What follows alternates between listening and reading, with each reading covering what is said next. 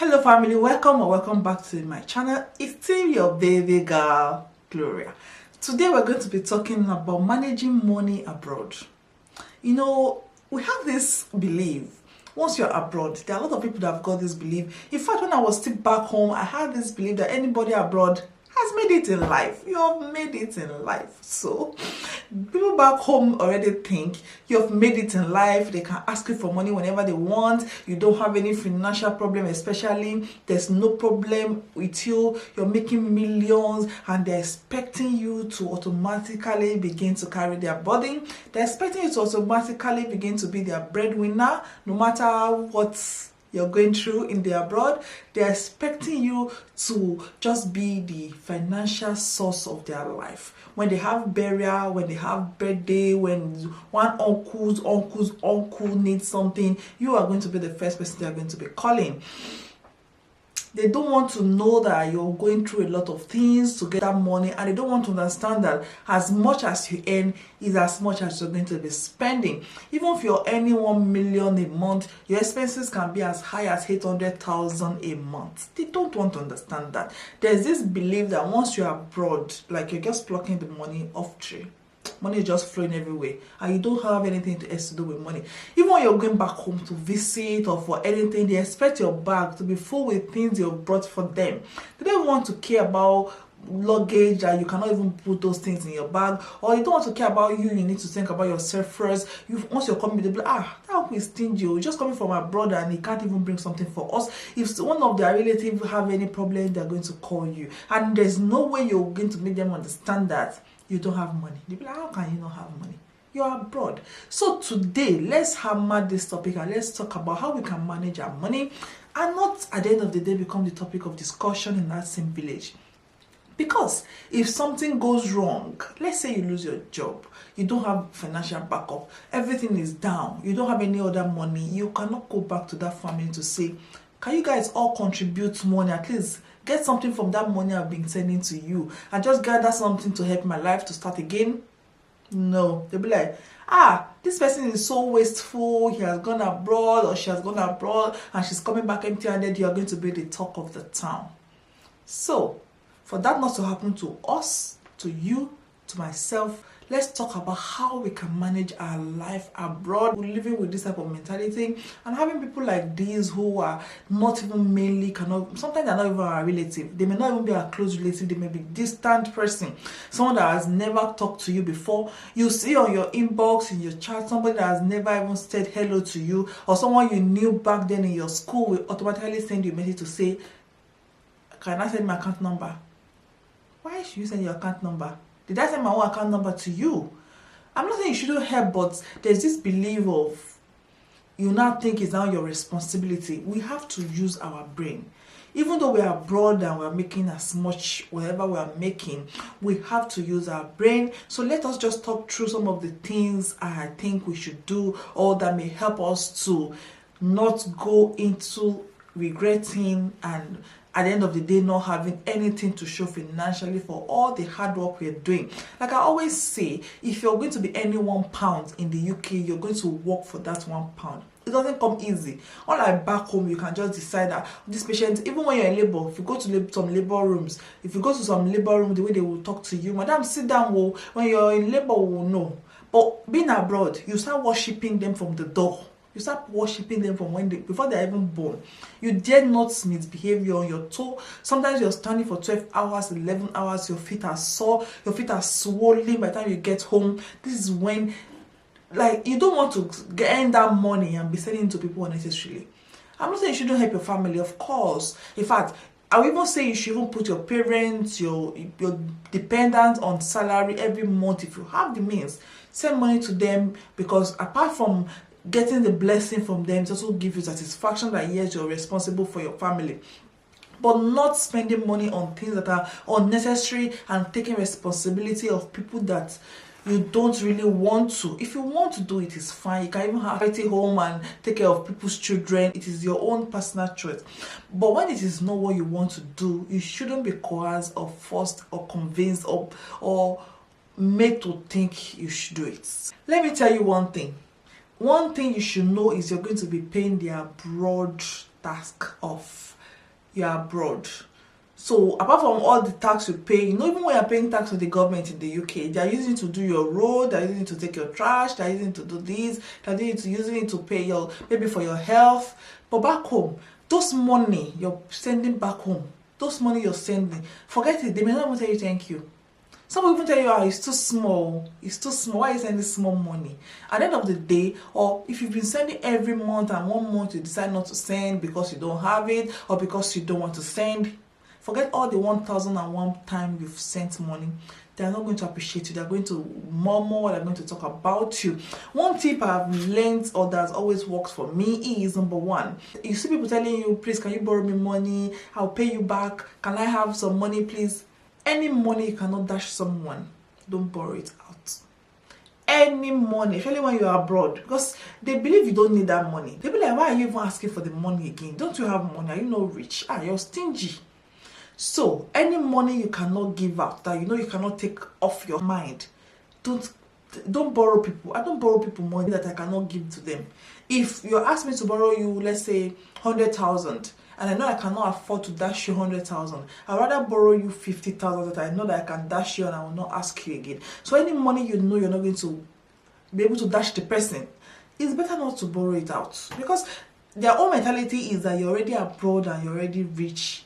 So you asking for that money is going to look like, why are you asking for ordinary? That's what they're going to be saying. Another tip is, don't live to please people. They are learn to say no. Learn to say no. Learn to say no. If somebody says send this, send that, bring this, one day say no. Because if you're the one that is too shy to say no, they will take advantage of you, they will ride you, they will use you, they will exhaust you, they will drain you until you become flat. You will not have any engine again in your life. Learn to say no. Think of yourself first. I know sometimes we are also tempted to like satisfy those people. I'm telling you now, my phone is cracked on the face. The phone I'm using is cracked on the face for like months now. It's not because I don't have money to buy another phone. If I want to buy another phone, I can buy iPhone 12, iPhone 11. But because you know that is not your priority. But someone back home now will now send you a message. Hello, my phone is broken. Can you buy another phone? You will now be pressured into buying another phone for the person when you cannot even buy the same phone for yourself. Do you understand my point now?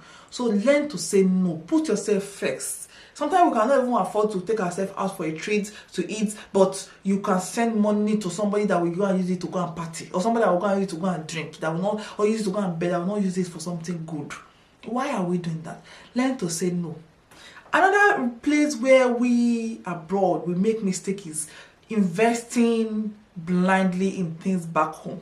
You see story about people. In fact, there was one I watched, it was so pathetic. This man has been sending money home, and the cousin has been saying, oh, I'm going to be building this for you. He will go to a completed building, he will snap pictures, send to this man, video the building, send to this man. This man thought this guy was investing for him. He was doing menial job abroad, struggling, suffering, did all the work, sending money back home to build and for him to go back home.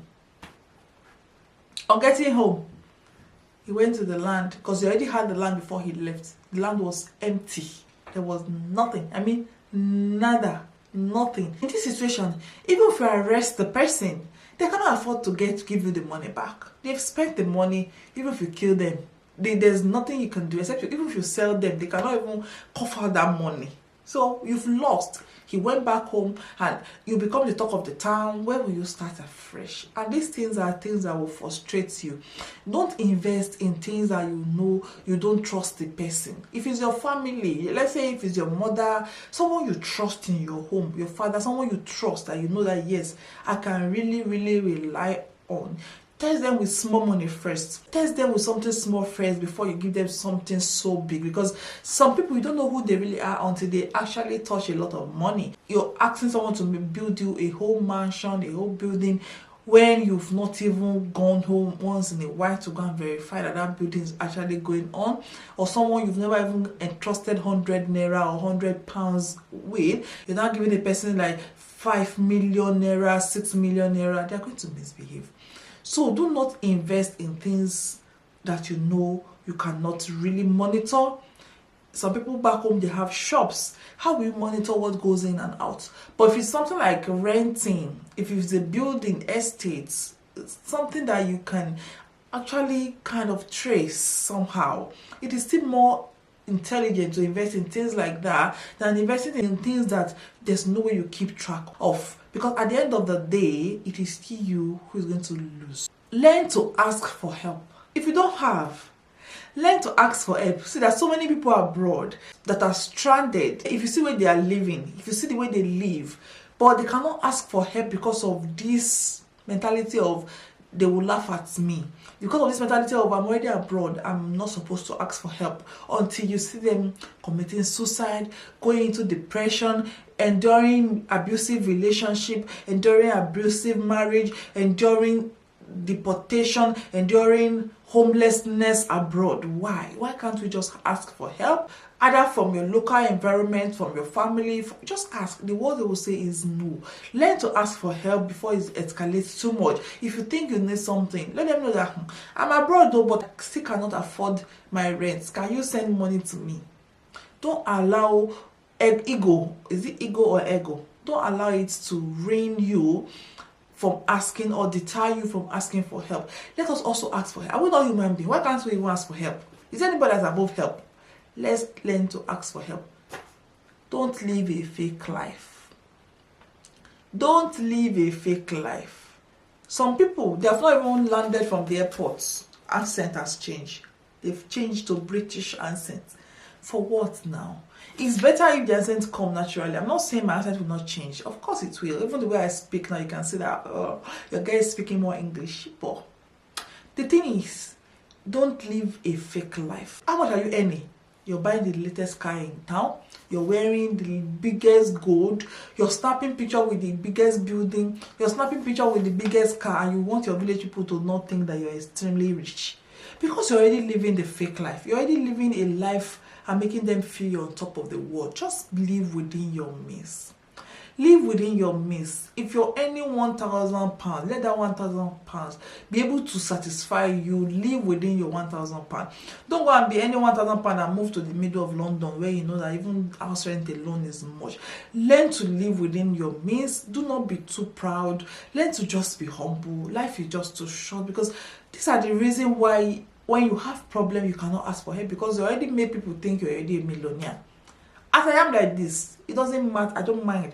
I can still go to Heart and Chest Foundation shop, all this charity shop where things are cheap. It's like Okirika. It's like the UK Okirika, where they use things that are still very good. You donate it to those shops, then you can go and buy it at a cheaper rate, and they are good quality. So why would I want to go and buy designer or go and buy something at Marks and Spencer when I can get it for £5?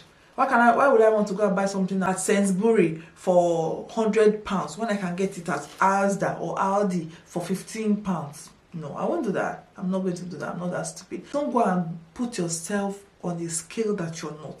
I have this mentality of, you see, if you take yourself as high as this, when you're falling, you're going to fall very, like, just like, you know, in nursing where we do lowering of bed. When you lower your bed, so that even if the person is going to fall, the shock, the distance from the ground is not going to be that much. But if you've taken yourself too high, by the time you're falling, you're going to crash, you're going to pieces.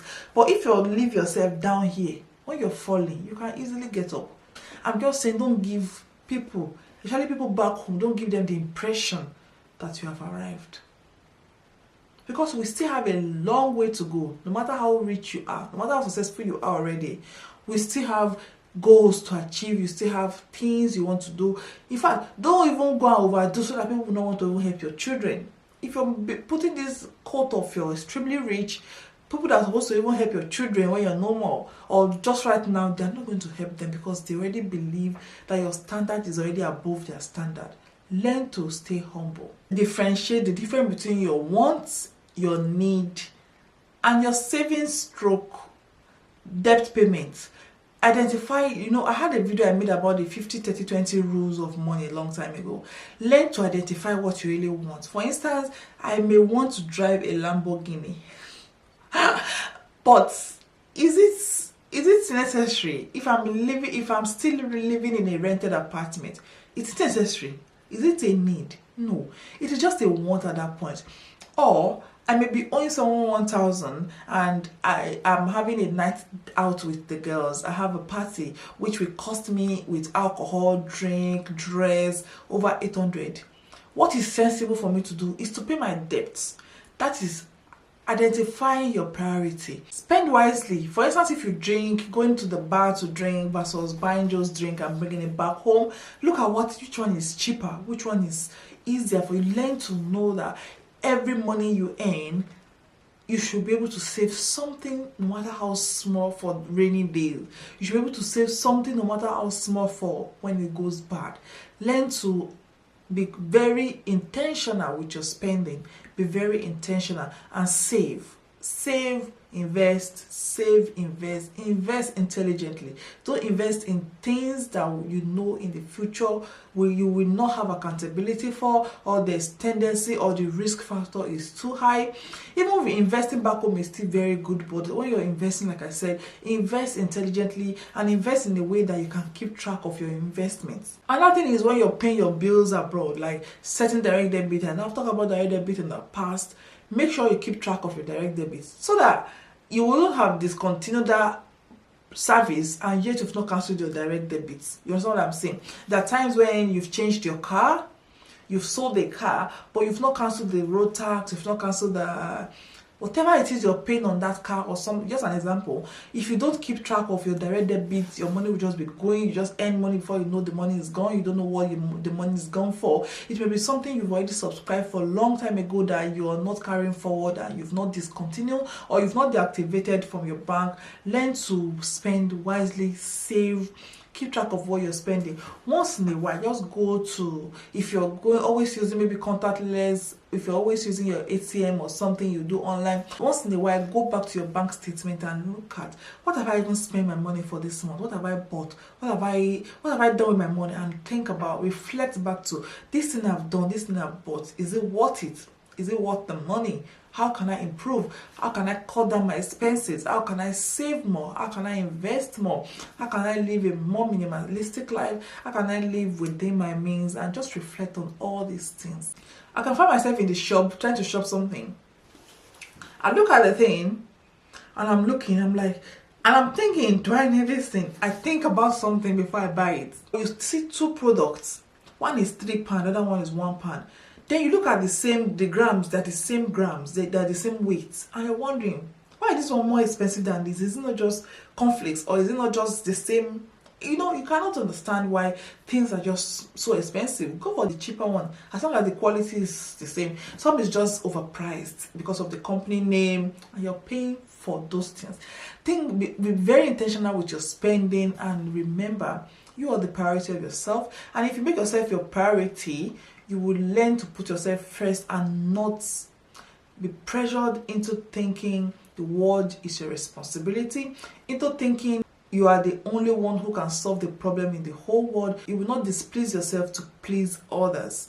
I hope this video is helpful. I hope you understand my point. I hope you understand where I'm coming from. I'm just saying, because a lot of us abroad, we fall into this trap of abroad trap of tax abroad. You have to pay the Mumu tax back home, where people don't understand what you're really going through. I'm not saying you should be stingy, because I've got family that I know are my responsibility, but there are some that are not your responsibility.